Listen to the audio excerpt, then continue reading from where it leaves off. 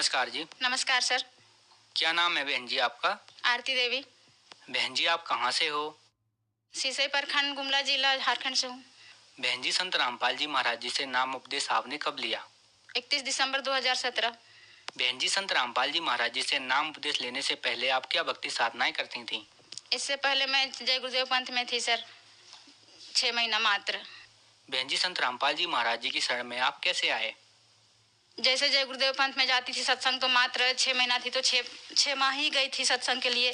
इसके बाद वहीं से हमको बुक मिली, एक भगतमती आई थी यहाँ सेवा के लिए, तो वही ज्ञान गंगा हमको दे गई। इसके बाद हम पढ़ने लगे, धीरे धीरे करके पढ़ नहीं पाती थी तो रखती थी, फिर धीरे धीरे पढ़ने लगे। 1-2 पन्ना पढ़ते पढ़ते रोज रोती थी।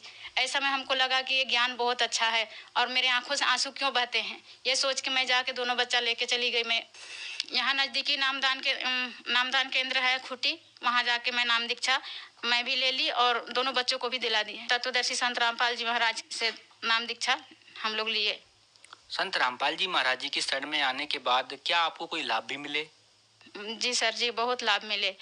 जैसे मेरे पति कमाने गए थे, हम लोग तो यहीं थे, नाम दीक्षा लेके आए हुए थे। 1 ही महीना हुआ था हम लोग का नाम दीक्षा लिया हुआ, और मेरे पति देव का ऐसा एक्सीडेंट हुआ कि वो डर गए। रामायण रात में वो रामायण देख रहे थे, देखते देखते ऐसा एक्सीडेंट हुआ कि लोग को पता ही नहीं चला, इतना डर गए कि पता ही नहीं चला। परमात्मा वही समय दर्शन दिए। हम लोग का नाम दीक्षा लिया हुआ मात्र 1 महीना हुआ था और दर्शन दिए और बोले बेटा दंडवत करो।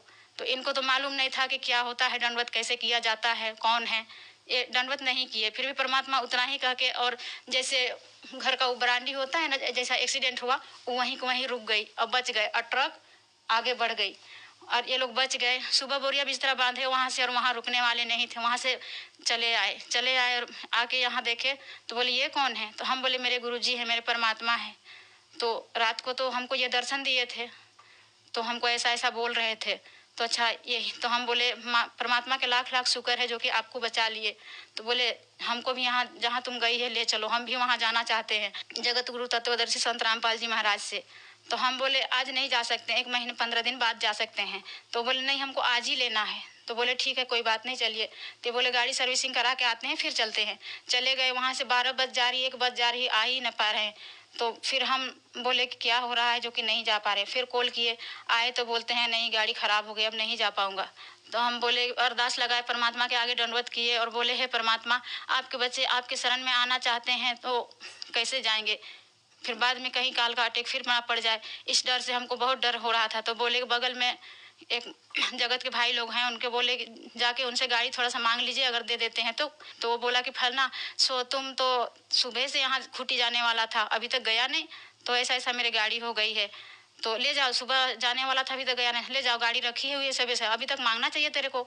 तो फिर कुछ नहीं बोले, फिर वहाँ से गाड़ी लेके आए और हम दोनों जाके बंदी छोड़ सतगुरु रामपाल जी महाराज से दीक्षा लेके और चले आए। बहन जी संत रामपाल जी महाराज जी से नाम उपदेश लेने के बाद आपको क्या लाभ मिले?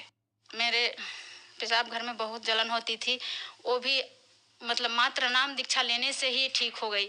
अब मेरे आँखों में लाल इतना होता था, आँखों मतलब सर में इतना दर्द होता था, इतना दर्द रहता था कि हम कभी कुछ काम करने के काबिल नहीं रहते थे, कोई कुछ कर नहीं पाते थे। परमात्मा के शरण में आने से वो लाभ भी मुझे आज प्राप्त है। आज तक मेरा आँख भी दर्द नहीं करती है, आँख भी अच्छी है और सर में दर्द भी नहीं होती है। और मेरे बच्चे भी अभी दोनों ठीक है। निमोनिया का पेशेंट जो था, मतलब सप्ताह दिन ठीक रहता नहीं था और हमको रांची लेके भागना पड़ता था, लेकिन आज वो बच्चा भी ठीक है। उनको टीबी की बीमारी थी 2008 से उनको टीबी की बीमारी थी। मतलब सभी जगह दौड़े हम लोग, रांची के अजटला बरखा के पास गए थे। अभी रिपोर्ट तो मेरे पास है नहीं, यहाँ वहाँ हो गई, इसलिए रिपोर्ट हम ला नहीं पाए, ढूंढ नहीं पाए, हो भी सकता है नहीं भी होगा, इसलिए हम लेके नहीं आ पाए। यहाँ वहाँ बहुत सरकारी दवाई खिलाए, प्राइवेट का दवाई खिलाए, सभी जगह का सब बोलते थे ये खिलाओ वो खिलाओ, जो जो बोलते गए वो हम खिलाते गए। मांस खिलाओ ठीक हो जाएगा, अंडा खिलाओ ठीक हो जाएगा, वो भी कोई मतलब असर नहीं किया। फेफड़े उनको दोनों छन्नी हो गया था, दोनों का दोनों। सारे गांव वाले कहते थे जिंदा नहीं रहेगा, ये मर जाएगा, ये जीने वाला नहीं है, जैसा इसका स्थिति है ये जिएगा नहीं। डॉक्टर भी हाथ जवाब दे दिए थे, हाथ खड़ा कर दिए थे सभी जगह से।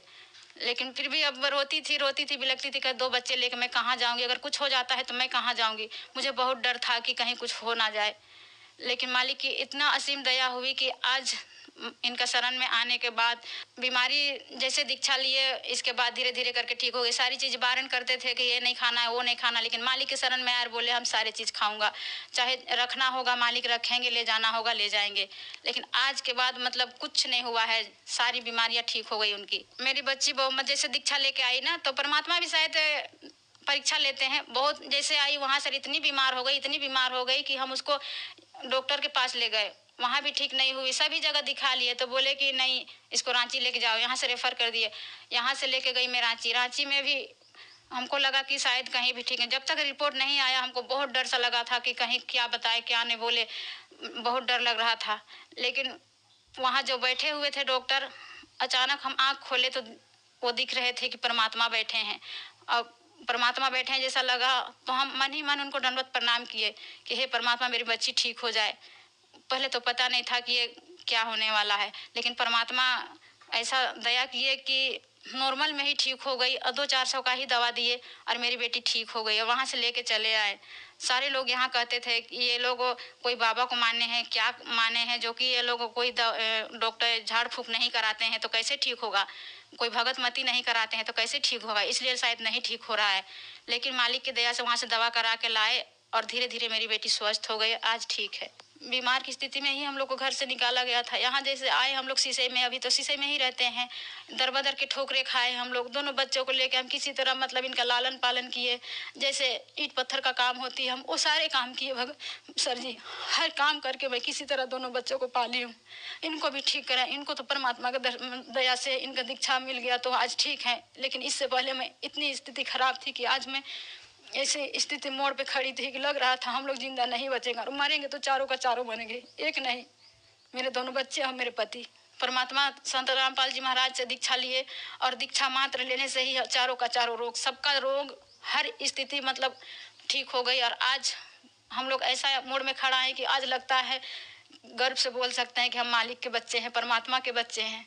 बहन जी, संत रामपाल जी महाराज जी की शरण में आने के बाद आपको बहुत सारे लाभ मिले, तो जो दर्शक आज आपको टीवी पर देख रहे हैं वह भी संत रामपाल जी महाराज जी से जुड़ना चाहते हैं तो कैसे जुड़ सकते हैं? उनसे मैं यही बोलना चाहूँगी कि जगत के भाई बहनों सब आंखें खोलें, देखें और समझें कि ये आए हुए हैं जो परमात्मा जगत गुरु तत्वदर्शी संत रामपाल जी महाराज, ये इंसान नहीं भगवान हैं। इसलिए समझा है तो सिरधर पाँव बहुर नहीं रे ऐसा दाव। जो समझ गए वो तो जल्दी जल्दी आ रहे हैं, नहीं समझ पाए हैं वो तो मूर्ख ही हैं। और टीवी चैनल पे सत्संग 8-9 चैनल पर आता है, उसमें पीली पट्टी चलती है, उसमें फ़ोन नंबर लिखा हुआ होता है। उसको देख के और नंबर फ़ोन लगा के कहीं भी अपने नज़दीकी नामदान केंद्र पे जाके दीक्षा ले सकते हैं। धन्यवाद जी। सत साहिब।